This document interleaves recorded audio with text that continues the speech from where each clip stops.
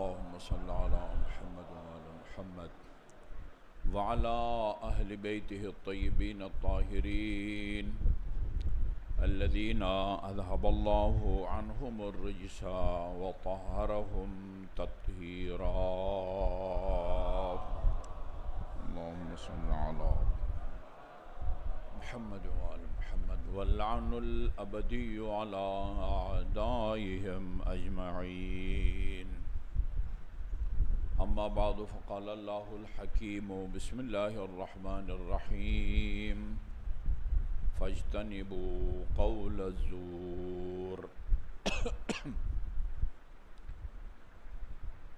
مومنین اکرام، یقیناً آپ خواتین و حضرات کو یاد ہے ہمارے پہلے خطبے کا موضوع گناہان کبیرہ میں سے ایک اہم اور سنگین گناہ وہ جھوٹ ہے.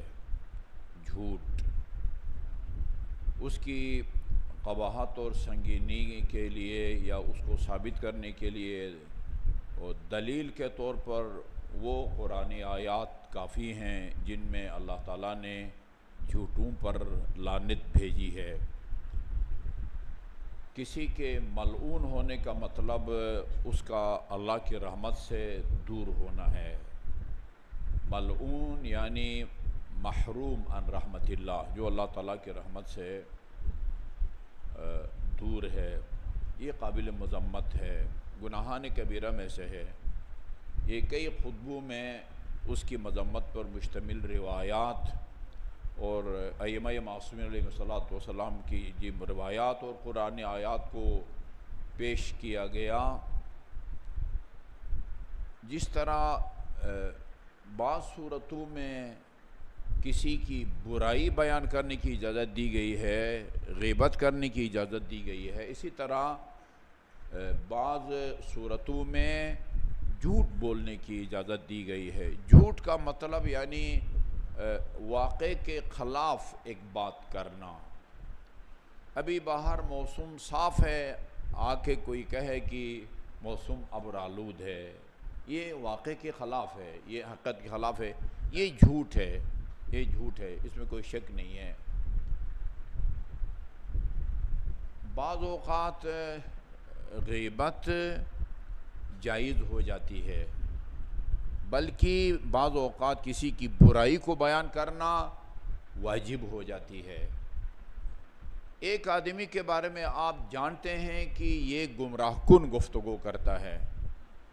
اگر فلاں آدمی آپ کا دوست اس کی مجلس میں گیا تو وہ اس کی گفتگو کو سن کے اس کے عقائد خراب ہو جائیں گے، یہ بے عمل یا بدعمل ہو جائے گا.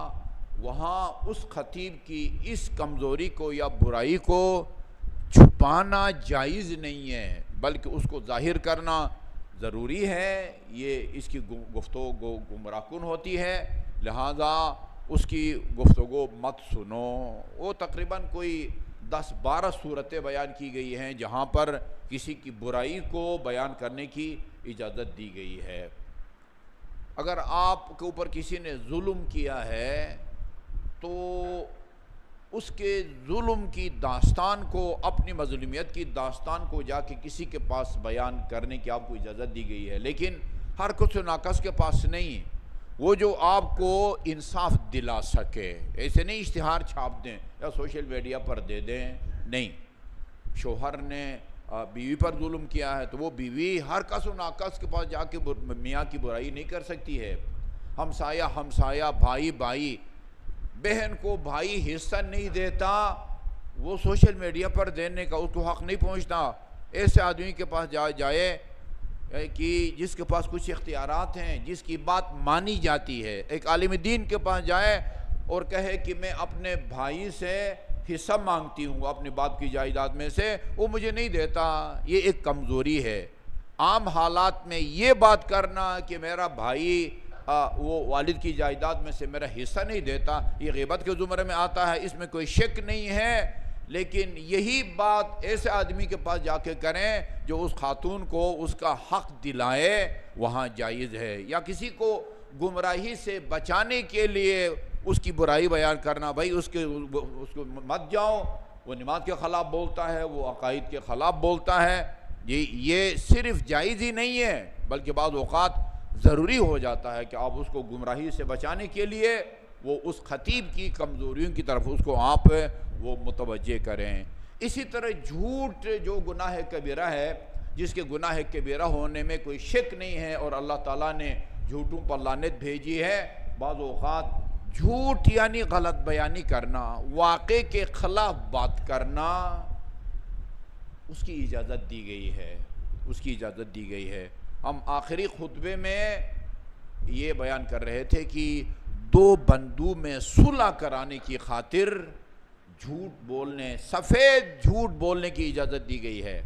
فارسی میں کہتے ہیں دروغ شاخدار، دروغ شاخدار، ایسا جھوٹ جو سینگ رکھتا ہے، سینگ، کھلم کھلا سفید جھوٹ بولنے کی اجازت دی گئی اصلاح ذات البین کے لیے۔ اور وہ روایت میں نے بیان کر دی، امیر المومنین علیہ السلام نے اپنے دونوں بیٹوں کو جو وصیت کی ہے، طولانی وصیت، وہ در حقیقت ہمارے لیے ہے۔ آپ اس کے جملوں کو پڑھے، بندے کے رونگٹے کھڑے ہو جاتے ہیں کہ امیر المومنین حسن اور حسین سے کہتے ہیں یہ کام نہ کرو، یہ کام نہ کرو، وہ کام نہ کرو۔ وہ جس طرح آیت تطہیر امیر المومنین کی شان میں نازل ہوئی ہے، حسن اور حسین کی شان میں بھی نازل ہوئی ہے، سوچ بھی نہیں سکتا کہ بندہ کی حسن اور حسین سے یہ کام سرزد ہوں، لیکن کہتے بیٹا حسن یہ کام نہ کرو، یہ کام نہ کرو، یہ کام نہ کرو، ہمیں سنا رہے ہیں۔ جس طرح خدا قرآن میں رسول کو مخاطب کر کے ہمیں سناتا ہے، رسول علی کو مخاطب کر کے وہ ہمیں سناتا ہے، اسی طرح علی بھی حسن اور حسین کو مخاطب کر کے وہ ہمیں سناتے ہیں۔ اس میں کہتے ہیں کہ اصلاح ذات البین، دو مومنین میں صلح کرانا افضل من عامت الصیام والصوم، یہ واجب کے مقابلے میں تو نہیں، ہاں عام مستحب روزہ، یہ رمضان مبارک کے علاوہ باقی جتنے بھی روزے ہیں، دو روزے، ایک عید الفطر کے دن کے بعد عید الفطر کا روزہ یعنی یکم شوال کا روزہ، اور ایک 10 ذی الحج کا روزہ، یہ حرام ہے۔ عاشور کے دن مکروہ ہے۔ ان 3 روزوں کے علاوہ باقی سال بھر کے روزے وہ مستحب ہیں، یعنی سال بھر کے روزے۔ 17 رکعت نماز واجب ہے، 2 17 34 رکعت وہ نوافل ہے، نماز تہجد سمیت۔ فرماتے ہیں کہ یہ جو دو بندوں میں صلح کرانا ہے نا، وہ 34 رکعت نوافل اور رمضان المبارک کے علاوہ اور جو 2 حرام اور 1 مکروہ ہے، اس کے علاوہ عام مستحب روزوں اور نمازوں سے دو مومنین میں صلح کرانا یہ افضل ہے، دو مومن صلح کرانا افضل ہے۔ امام جعفر صادق علیہ السلام کا فرمان ہے، اللہم صلی علی محمد و آل محمد، فرمایا یہ عجیب ہے، فرمایا کلام جو انسان کرتا ہے، جو بات بھی کرتا ہے، اس کی 3 قسمیں ہیں، ذرا غور سے سنیے۔ کلام کی 3 قسمیں ہیں۔ آپ کے ذہن میں کلام کی 2 ہی قسمیں ہیں، تیسری نہیں ہے، لیکن امام نے کلام کی ایک تیسری قسم بھی بیان کی ہے۔ یا آپ کا کلام سچ ہے اور آپ سچے ہیں، ایک، یا آپ کا کلام جھوٹ ہے اور آپ جھوٹے ہیں، تیسری چیز وَإِصْلَاحُ ذَاتِ الْبَيْنِ، یہ ایک تیسری چیز جو ہے نا نئی مل گئی ہے آج۔ ایک کلام، یہ باہر موسم صاف ہے، آپ آگے کہیں کہ موسم صاف ہے، یہ سچ ہے، آپ سچے ہیں۔ اچھا، وہ باہر موسم صاف ہے اور آپ کے کہیں کہ جو ہے نا وہ ہلکی بارش ہو رہی ہے، یہ کیا ہوگا؟ یہ صاف جھوٹ ہوگا۔ ایک تیسری قسم جو سچ بھی نہیں ہے اور جھوٹ بھی نہیں ہے، وہ کہتے ہیں امام وہ اصلاح ذات البین ہے، دو بندوں میں صلح کرانا، ہاں یہ سچ بھی نہیں ہے، جھوٹ بھی نہیں ہے، اس کی اجازت دی گئی ہے، اصلاح ذات البین۔ ہاں فرماتے ہیں کہ الکلام ثلاثۃ، کلام کی 3 قسمیں ہیں جو گفتگو آپ کرتے ہیں، صدق و کذب و اصلاح ذات البین، ایک سچا کلام ہے، ایک جھوٹا کلام ہے، اور ایک اصلاح ذات البین ہے، یعنی دل سے دو بندوں کی کدورت کو نکال کے اس کی جگہ محبت کو جگہ دینا، یہ اصلاح ذات البین کہلاتا ہے۔ اچھا، ہم نے عرض کیا جعلت فداک ومن اصلاح بین الناس، یہ اصلاح ذات البین یا اصلاح ذات البین کیا ہے؟ فرمایا قالا تسمع من الرجل، بہت واسطہ پڑے گا یہ اس کا آپ کو، خصوصاً آپ متوجہ ہیں ہمارے ملک کی یعنی مایا ناز جو ہے نا وہ تنظیم امامیہ اسٹوڈنٹ آرگنائزیشن کا یہ سروزہ کنونشن جو ہے نا وہ شروع ہے۔ یہ جو ہے تنظیموں میں، ٹرسٹوں میں، انجمنوں میں وہ اس طرح کی باتیں بہت ہوتی ہیں۔ تنظیموں سے وابستہ مومنین کے لیے یا طلباء کے لیے یہ امام علیہ السلام کی ان ہدایات کی طرف توجہ بہت ضروری ہے۔ اس میں بہت ایسا ہوتا رہتا ہے جو التفداک ومن اصلاح بین الناس یا ذات البین، یہ اصلاح ذات البین کا کیا مطلب ہے؟ فرمایا تسمع من الرجل کلاما، آپ کسی بندے سے دوسرے بندے کے بارے میں کوئی بات سنیں، ایک بندے سے دوسرے بندے کے بارے میں کوئی بات سنیں، وہ بات ایسی ہو کہ اگر وہ اس تک پہنچتی ہے تو وہ ناراض ہو جاتا ہے، اس کے دل میں وہ بات کرنے والے کے بارے میں کدورت پیدا ہوتی ہے، رنجش پیدا ہوتی ہے، نفرت پیدا ہوتی ہے۔ جی ہاں، وہ آپ ایسی بات سنتے ہیں کسی بندے خدا سے کہ فَتَخْبُثُ نَفْسُهُ، وہ بات اگر اس تک پہنچ گئی جس کے بارے میں بات کی ہے تو یہ بھی اب بھی لفظ تو آیا ہوا امام کے کلام میں، اب میں اس میں کوئی جو ہے نا وہ رد بدل نہیں کر سکتا، اس کے نفس میں خباثت آ سکتی ہے، کدورت آ سکتی ہے، نفرت پیدا ہو سکتی ہے، وہ اس سے غلط یا ناگوار یا دل آزار بات کو سننے کے نتیجے میں فَتَقُولُوا، جو سنا ہے اس کے بالکل الٹ، جو سنا ہے اس کے بالکل الٹ یہی تو سفید جھوٹ ہے، جو سنا ہے اس کے بالکل الٹ آپ کہیں سمعت من فلان قال فیک من الخیر کذا کذا، وہ جس کو آپ نے اپنے کانوں سے دوسرے بندے کے بارے میں برائی کرتے ہوئے سنا تھا، اس کی غیبت کرتے ہوئے سنا تھا، اس کے بارے میں آپ کہیں کہ فلان نے جو ہے نا آپ کے بارے میں یہ جو ہے نا ان الفاظ میں جو ہے نا ماشاءاللہ آپ کی تعریف کی ہے، بابا اس نے برا بلا کہا ہے، اس نے غیبت کی ہے، اس نے اس کو کرپٹ کہا ہے، اس نے اس کو جو ہے نا مثلا وہ جھوٹا کہا ہے، بدعہد کہا ہے، خائن کہا ہے، آپ اس کی بات کو نقل نہیں کرتے، بالکل الٹا کے کہتے ہیں آپ کے بارے میں اس نے جو ہے نا یہ اچھی باتیں کی ہے، خوشگوار باتیں آپ نے کی ہے، خلاف ما سمعت منہ، بالکل جو سنا تھا اس کے الٹ آپ اس کے سامنے آپ بیان کرتے ہیں، تو یہ اصلاح ذات البین ہے۔ اصلاح ذات البین کی خاطر، دو بندوں میں صلح کرانے کی خاطر، جھوٹ جیسے سنگین گناہ، ڈر لگتا ہے بعض اوقات جو ائمہ معصومین کی روایات میں تعبیریں ہیں ان کو بیان کرتے ہوئے بھی ڈر لگتا ہے، چھپاتے ہوئے بھی ڈر لگتا ہے، کل کو معصوم کہیں غریبان پکڑ کر یہ کہیں کہ یہ بات ہم نے اس لیے نہیں کی تھی کہ تم وہ مسجد امام صادق کے نمازیوں سے ڈر کے اس کو جو ہے نا وہ چھپاؤ۔ زنا سے بدتر کہا گیا ہے، زنا سے جھوٹ کو بدتر کہا گیا ہے، اس سنگین گناہ سے بھی جو بدتر گناہ ہے اس کو اس کی اجازت دی گئی ہے اصلاح ذات البین کی خاطر۔ اس سے آپ اندازہ لگا سکتے ہیں کہ دو مومنین کے دلوں میں موجود نفرت یا کدورت کو دور کرنا اور اس کی جگہ مہر و محبت کو جگہ دینا، یہ کتنا جو ہے نا وہ بلند مقام ہے کہ جس کے لیے سفید جھوٹ بولنے کی جو ہے نا وہ معصوم علیہ السلام نے اجازت دی ہے۔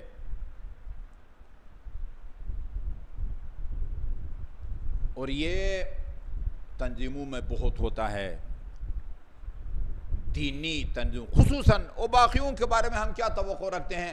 خالص جو سیاسی پارٹیاں ہیں وہاں تو وہ جھوٹ بولنا تو آئین میں شامل ہوتا ہے، وہ جھوٹ بولے بغیر کوئی کام ہی وہاں پر وہ نہیں چلتا، سچ بولنے والے کو بیوقوف سمجھا جاتا ہے۔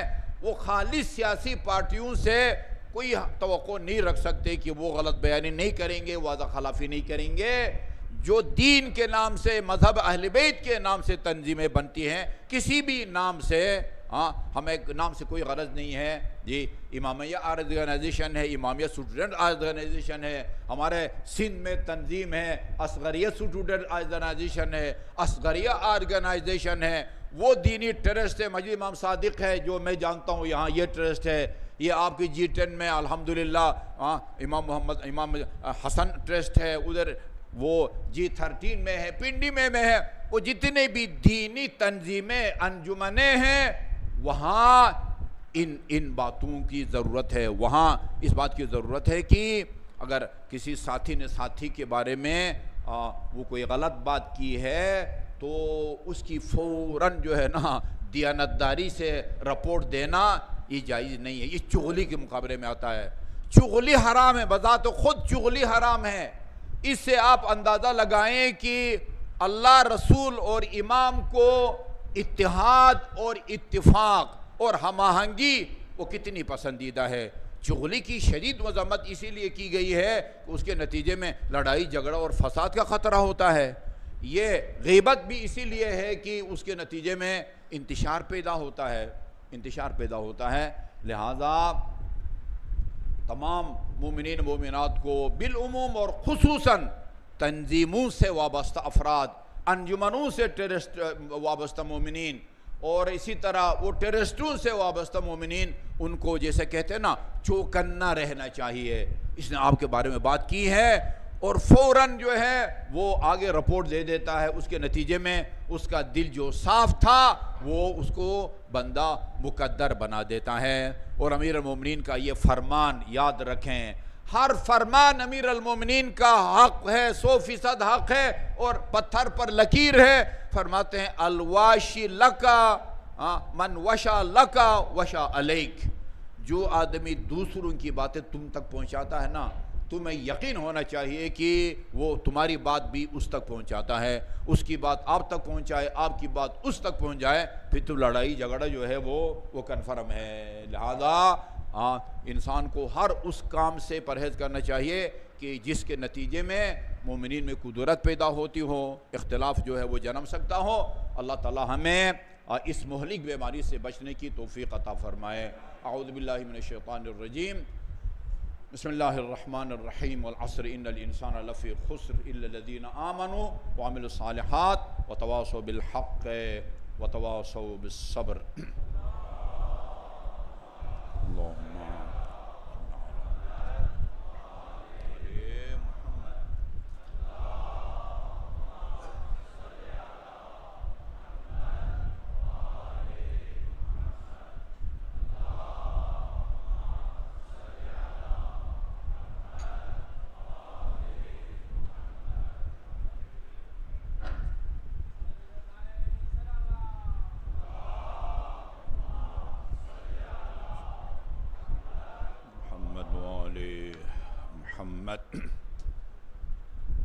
اعوذ باللہ من الشیطان الرجیم. بسم اللہ الرحمن الرحیم. الحمدللہ رب العالمین والصلاة والسلام علی خیر خلقہ محمد وآلہ الطیبین الطاہرین ولا سیما علی ابن امہ امیر المؤمنین علی ابن ابی طالب علیہ الصلاة والسلام وعلی ابنتہ الصدیقۃ الطاہرہ فاطمہ الزہراء سیدۃ نساء العالمین وعلى الحسن والحسین سید شباب اہل الجنہ وعلى علی بن الحسین زین العابدین ومحمد بن علی الباقر وجعفر بن محمد الصادق وموسى بن جعفر الكاظم وعلی بن موسى الرضا ومحمد بن علی التقی وعلی بن محمد النقی والحسن بن علی العسکری والخلف الحجہ المہدی المنتظر. اللہم عجل فرج وسهل مخرجہ لیملأ الارض قسطا وعدلا کما ملئت ظلما وجورا واللعن الابدی علی اعدائهم اجمعین. اما بعد فمن کلام لمولانا ابی عبداللہ علیہ الصلاۃ والسلام ان اوثق عرى الایمان الحب فی اللہ والبغض فی اللہ. دوسرے خطبے میں جس موضوع کی طرف اشارہ کرنا چاہوں گا اس کا اسی پہلے خطبے کے موضوع سے بڑا گہرا تعلق ہے۔ اس سے یہ اندازہ ہوتا ہے کہ خدا، رسول اور امام اتحاد اور اتفاق کو کتنی اہمیت دیتے ہیں، اور انتشار یا اختلاف کو کتنا ناپسندیدہ عمل ہے۔ یہ اشارہ کیا جا چکا کہ بھئی دو بندوں میں صلح کرانے کی خاطر اور ان میں اختلاف کو دور کرنے کی خاطر اور ان میں دلوں میں موجود نفرت اور دشمنی کی جگہ وہ الفت اور محبت کو جگہ دلانے کی کتنی اہمیت دی گئی ہے۔ دوسرے خطبے میں بھی تقریباً اسی قسم کے موضوع کی طرف اشارہ ہے۔ امام جعفر صادق علیہ السلام سے نے پوچھا اپنے کچھ اصحاب سے، اللہم صلی اللہ محمد وعلی محمد، فرمایا آپ نے ایو ار الایمان اوثق، ارا رسی یا رسی کو جو گرے دیتے ہیں نا مختلف، اس کو بٹا جاتا ہے اور پھر بٹ کے اس کو بہت بڑے دھاگے کو بٹا جاتا ہے اور بٹ کے اس کی رسی بنائی جاتی ہے۔ پرانے زمانے میں دیہاتی لوگ کا طریقہ کار اور تھا، ابھی کارخانوں میں رسی بنانے کا طریقہ کار اور ہے، یعنی گیرا۔ ایمان، آپ نے پوچھا ایمان کا جو مضبوط ترین سب سے مضبوط گیرا ہے وہ کیا چیز ہے؟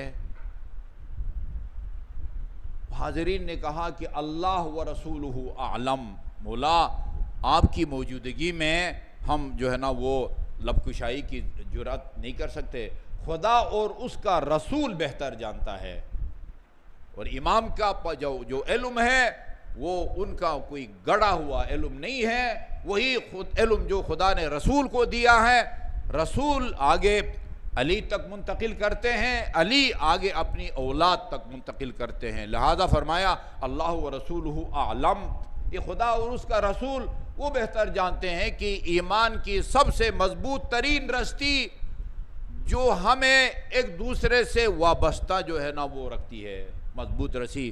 ایک رسی میں جو ہے نا وہ کئی چیزوں کو باندھا جاتا ہے، جانوروں کو باندھا جاتا ہے، کسی جگہ سے اگر وہ اس کا کوئی گرا یا کسی جگہ سے وہ رسی کمزور ہو جائے گی، وہ رسی ٹوٹ جائے گی، اور یہ اس میں باندھے گئے یا وہ پروئے گڑے دانے وہ منتشر ہو جائیں گے، وہ بکھر جائیں گے۔ ایو اور الایمان اوثق، ایمان کی مضبوط ترین رسی کون سی ہے یا گرہ؟ لوگوں نے کہا کہ اللہ و رسولہ اعلم، مولا آپ بہتر جانتے ہیں، اللہ اور رسول اور آپ بہتر جانتے ہیں۔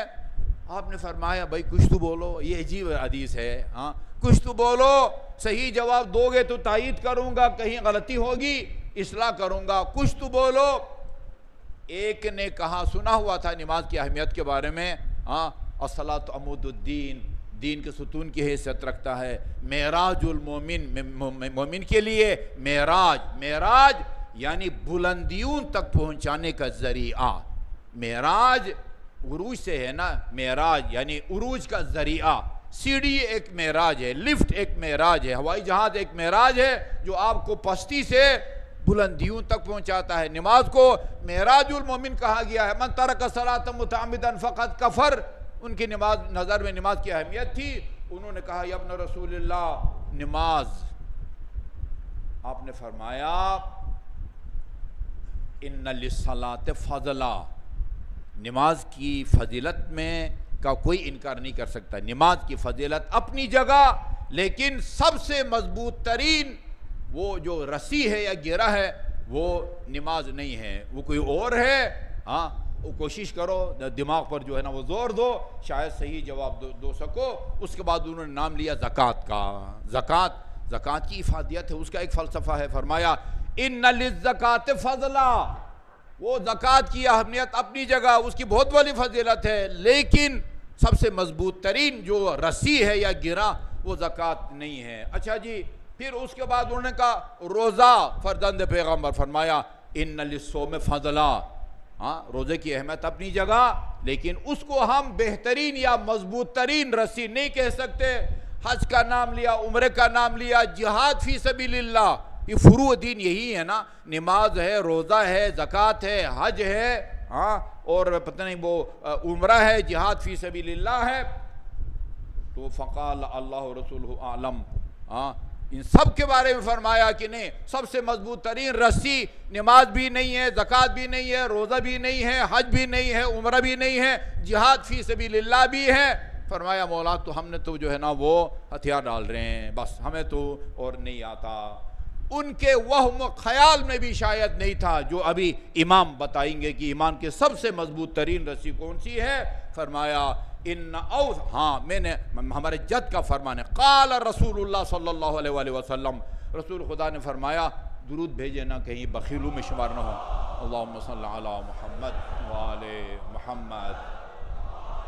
فرمایا قال رسول اللہ صلی اللہ علیہ وسلم ان اوثق عرى الایمان الحب فی اللہ والبغض فی اللہ، ایمان کی سب سے مضبوط ترین رسی جو کبھی ٹوٹ نہیں سکتی وہ خدا کے لیے قربتاً الی اللہ، کسی سے محبت کرنا، اور والبغض فی اللہ، اور خدا کے لیے یا قربتاً الی اللہ کسی سے بغض رکھنا۔ خدا سے محبت، رسول سے محبت، ہاں ائمہ معصومین سے محبت واجب ہے، اور خدا سے نفرت، رسول سے نفرت، امام سے نفرت حرام ہی نہیں ہے، کفر کا باعث ہے۔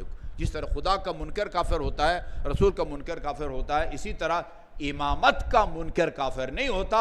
امام کا دشمن، اہل بیت کا دشمن، ذرہ برابر بھی کسی کے دل میں اہل بیت کا بغض ہو، وہ اسی طرح دائرہ اسلام سے خارج ہے جس طرح خدا کا منکر، رسول کا منکر اور وہ قیامت کا منکر دائرہ اسلام سے خارج ہے۔ فرمایا الحب فی اللہ والبغض فی اللہ ہے، ان اوثق عرى الایمان الحب فی اللہ والبغض فی اللہ وتوالی ولی اللہ وتعادی عدو اللہ، خدا کے اولیاء سے محبت کرنا اور خدا کے دشمنوں سے بغض رکھنا، یہ وہی آخری چیز ہے۔ یعنی بتانا یہ چاہتے وہ جو فروع دین تم نے رٹے ہوئے ہیں نا، 10 فروع دین کون کون سے ہیں پتہ نہیں مجھے، اور سب کو فی الحال زبانی یاد ہے یا نہیں ہے۔ فروع دین 10 ہے نا، اصول دین 5 ہیں، توحید، عدل، نبوت، امامت اور قیامت، ان میں سے جو 3 ہیں وہ اصول دین کہلاتے ہیں۔ اللہ، توحید اور نبوت اور قیامت، ان کا منکر کافر ہے، جلدی عرض کر رہا ہوں۔ عدل اور امامت ان کا منکر کافر نہیں ہے، دائرہ اسلام سے خارج نہیں ہے، وہ دائرہ ایمان سے خارج ہے۔ اعمال کی قبولیت کا دار و مدار اس کے اوپر ہے، نجات اور جنت میں جانے کا دار و مدار عدل اور امامت پر ہے۔ مسلمان بننے کے لیے 12 اماموں کی امامت کا اقرار ضروری نہیں ہے، مومن بن کے جنت کا حقدار بننے کے لیے 12 اماموں کی امامت کا اقرار ضروری ہے۔ جی ہاں، تو یہ وہ ہے آپ کا فروع دین میں نماز ہے، روزہ ہے، زکوٰۃ ہے، حج ہے، خمس ہے، جہاد فی سبیل اللہ ہے، امر بالمعروف اور نہی عن المنکر ہے، اور جس کو سب سے آخر میں بیان کیا جاتا ہے میرا خیال میں پہلے نمبر پر، وہ کیا ہے؟ تولا اور تبرہ۔ یہ الحب فی اللہ اور بغض فی اللہ وہی تولا اور تبرہ ہے۔ کہتے ہیں کہ یہ خدا کے لیے کسی سے محبت کرنا اور خدا کے لیے کسی سے دشمنی رکھنا، یہ ایمان کی رسیوں میں بہترین رسی ہے، بہترین رسی۔ الحمدللہ یہ جتنے بھی بیٹھے ہیں نا، نیچے کے حال میں یا اوپر کے حال میں، وہ سارے کے سارے اس ایک رسی میں جو ہے نا وہ پروئے گئے دانے ہیں، اور اس کے لیے آپ جتنا بھی ہم خدا کا شکر ادا کریں، ہم اس کی شکر کا حق ادا نہیں کر سکتے کہ ہم ولایت کی لڑی میں یہ جو تشیع کے دانے ہیں نا ان کو وہ پرو دیا گیا ہے۔ اللہ تعالی ہمیں اس ایمان اور ولایت پر ثابت قدم رہنے کی توفیق عطا فرمائے۔ امام جعفر صادق علیہ السلام کا فرمان ہے، اللہم صلی اللہ محمد وآل محمد۔ یقیناً آپ متوجہ ہیں، امام جعفر صادق بیٹے تھے امام محمد باقر کے، وہ بیٹے تھے امام زین العابدین تھے، وہ بیٹے تھے امام حسین کے، وہ بیٹے تھے امیر المومنین کے۔ پس امام جعفر صادق کتنے واسطوں سے علی کے فرزند بنتے ہیں؟ 4 واسطوں سے۔ ہم امام زمان کو بھی فرزند پیغمبر کہتے ہیں بھائی، امام حسن عسکری کو بھی فرزند پیغمبر کہتے ہیں، وہ 10 واسطوں سے فرزند بنتے ہیں، امام جعفر صادق 4 واسطوں سے، امام محمد باقر، بلکہ آپ کہیں کہ وہ 3 واسطوں سے جو ہے نا، وہ 4 واسطوں سے امیر المومنین فرماتے ہیں کہ وہ میں علی کا فرزند بھی ہوں، ولادت کا رشتہ ہے، اور میرے دل میں علی کی ولایت بھی ہے، علی کی ولایت احب علی من ولادتی منہ، میں علی کی ولایت پر جتنا فخر اور ناز کرتا ہوں، علی کے فرزند ہونے پر اتنا فخر اور ناز نہیں کرتا۔ یہ اس کے بعد فرماتے ہیں کہ بھئی نسب کے بغیر ولایت جو ہے نا وہ نجات کا باعث بن سکتی ہے، نسب کے بغیر ولایت۔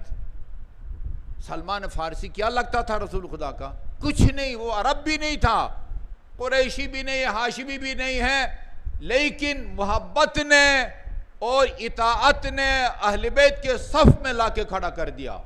سلمان من اہل البیت، امام جعفر صادق فرماتے تھے کہ اس کو سلمان فارسی نہ کہا کرو، کمال ہے، کہاں پہنچا دیا ہے ولایت نے سلمان کو۔ فرمایا کہ ولایت کے بغیر نسب یہ نجات کے لیے کافی نہیں ہے، نجات کے لیے کافی نہیں ہے۔ ابو جہل بہت قریبی رشتہ دار ہے رسول خدا کا، وہ جہنم میں جائے گا۔ سلمان فارسی عرب بھی نہیں ہے، لیکن سلمان، ابو ذر، عمار، مقداد، علی روایات میں ہے جنت کے یہ حقدار نہیں ہے، صرف جنت ان کی مشتاق ہے۔ دونوں فریقین کی کتاب میں لکھا ہوا، ان 4 کے لیے جنت مشتاق ہے جی۔ اس مقام تک وہ جنت کا محبوب کس چیز نے بنایا ہے؟ ولایت نے بنایا ہے اور اطاعت نے بنایا ہے۔ فرمایا نسب کے بغیر ولایت وہ نجات کا باعث بن سکتی ہے، لیکن ولایت کے بغیر نسب وہ سگا بیٹا بھی ہو وہ نجات کے لیے کافی نہیں ہے۔ الحب فی اللہ والبغض فی اللہ، واجب ہے، انتہائی مذمت کی ہے امام معصومین علیہ السلام نے، جو اس ولایت کی لڑی میں پرو دیے گئے ہیں، ان کا آپس میں ایک دوسرے سے محبت اس کو ضروری قرار دیا ہے۔ اور کسی مومن کی توہین کو ائمہ معصومین خصوصاً امام جعفر صادق علیہ السلام نے اپنی توہین کہا ہے، اپنی توہین قرار دیا ہے۔ ایک شخص سے کہا کہ تم جو ہے نا وہ ابھی تعبیر صحیح نہیں ہے، تم ہمیں اذیت دیتے ہو یا تم ہماری توہین کرتے ہو۔ ان دونوں لفظوں میں سے ایک لفظ آپ نے استعمال کیا ہے۔ فرمایا فرزند پیغمبر میں سوچ بھی نہیں سکتا، میرے الفاظ ہیں، مجھے اس دن کے لیے خدا زندہ نہ رکھے کہ میں آپ کے لیے باعث اذیت بنوں یا باعث توہین بنوں۔ فرمایا براہ راست تم نے ہماری توہین نہیں کی ہے، لیکن تمہیں یاد ہے تم حج پہ جا رہے تھے اور مقام جوحفہ سے گزر رہے تھے۔ جوحفہ مین میقات ہے، تقریباً میدان غدیر خم سے کہتے ہیں، میں خود تو نہیں گیا، 13 کلومیٹر کے فاصلے پر جوحفہ ہے۔ ذوالحلیفہ اصل غالباً اس کا نام ہے۔ کہا وہ ہمارا ایک چاہنے والا پیدل جا رہا تھا اور تو سواری پر سوار ہو کے جا رہا تھا، اس نے تمہیں کہا تھا میں تھک گیا ہوں، مجھے بھی جو ہے نا سوار کر دے، حالانکہ تیرے پاس گنجائش تھی، تو اکیلا سوار تھا۔ رسول خدا کے بارے میں ہے کہ رسول خدا اپنے سواری پر سوار ہوتے تھے، گدھے پر سوار ہوتے تھے، اور اپنے ساتھ کسی اور کو بھی ساتھ سوار کرتے تھے۔ اشرف المخلوقات اس وقت کی سواریوں میں سب سے معمولی سواری پر سوار ہوتے تھے، اور پیچھے بھی کسی صحابی کو وہ سوار کرتے تھے، لیکن تم نے اسے انکار کر دیا، اس سے مجھے اذیت ہوئی ہے۔ یہ بھی جلدی آپ کو بتا دوں، وہ جس نے لفٹ مانگی تھی نا، اس نے بذریعہ موبائل امام کو نہیں بتایا تھا۔ یہ رپورٹ ملتی ہے شیعوں کے اعمال کی ائمہ معصومین علیہ السلام کو۔ امام زمان کے الفاظ ہیں، احتجاج طبرسی میں ہے، تمہارا کوئی عمل ہم سے پوشیدہ نہیں ہوتا، یہ اس کی رپورٹ ہم کو ملتی ہے۔ اللہ تعالیٰ ہمیں الحب فی اللہ اور والبغض فی اللہ کی توفیق عطا فرمائے۔ اور یہ جو نماز جماعت کی تاکید کی گئی ہے جی، نماز جماعت کی تاکید کی گئی ہے، اور کہا گیا ہے کہ اگر کسی نماز جماعت میں نمازیوں کی تعداد 10 سے زیادہ نہ ہو اس کا ثواب فرشتے لکھ سکتے ہیں، لیکن 10 سے زیادہ ہو اس کا ثواب اتنا ہوتا ہے کہ فرشتے بھی اس کو نہیں لکھ سکتے۔ مصافحہ کی تاکید ہے، نماز کے بعد یا ویسے ہاتھ ملاؤ، مومن کا ہاتھ جب تک مومن کے ہاتھ میں ہوتا ہے اللہ تعالیٰ کی رحمت برستی رہتی ہے۔ رسول خدا جب ہاتھ ملاتے تھے اس وقت تک اپنا ہاتھ نہیں چھڑاتے تھے جب تک اگلا جو ہے اپنا ہاتھ جو وہ نہیں چھڑاتا تھا۔ یہاں سے اندازہ ہوتا ہے کہ خدا رسول و ائمہ معصومین کی نظر میں اتحاد اور اتفاق کی کتنی وہ اہمیت ہے، اور یہ غیبت یا چغل خوری ان کی مذمت بھی اسی لیے ہے کہ اس کے نتیجے میں اختلاف پیدا ہوتا ہے، لوگوں کی دلوں میں قدورتیں اور دشمنیاں پیدا ہوتی ہیں۔ اللہ تعالی ہمیں تمام گناہان کبیرہ اور خصوصاً جھوٹ جیسی بیماری سے پرہیز